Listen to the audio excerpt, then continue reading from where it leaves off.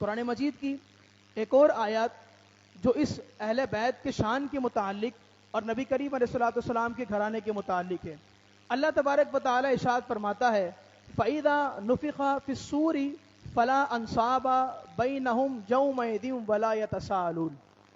اللہ تبارک و تعالی قرب قیامت کے احوال کو بیان فرماتا ہے, قرب قیامت کے واقعات کو بیان فرماتا ہے. فرماتا ہے فَإِذَا نُفِخَ فِي الصُّورِ, وہ دن کہ جس دن سور پھونکا جائے گا, تو فلا انصاب بینہم, اس دن لوگوں کے نسب ختم ہو جائیں گے. کوئی کسی کا باپ نہیں ہوگا, کوئی کسی کی ماں نہیں ہوگی, کوئی کسی کی بیٹی یا کسی کا بیٹا نہیں ہوگا.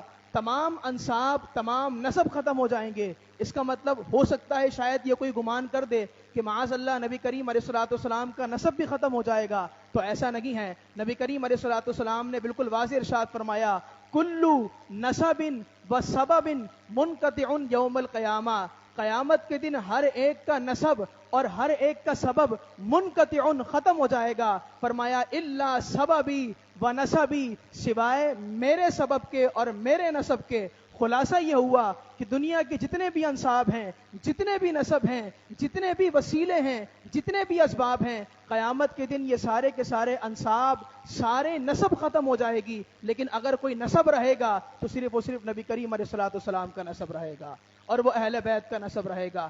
اچھا, اسی طرح حضور نے فرمایا وہ سببی, اور قیامت کے دن جس کا مجھ سے کوئی سبب ہوگا وہ سبب بھی قائم رہے گا.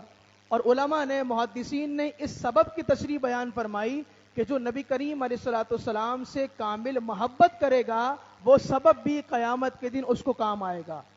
دنیاوی کوئی محبت کام نہیں آئے گی, دنیاوی کوئی رشتہ کام نہیں آئے گا. اس سبب کام آنے کا مطلب یہ ہے کہ جب امتی اس وقت جہنم کی طرف بھیجے جا رہے ہوں گے تو وہ سبب اس طور پر کام آئے گا کہ نبی کریم علیہ الصلوۃ والسلام اپنے امتیوں کو جہنم سے نکال کر جنت کے اندر داخلہ عطا فرمائیں گے.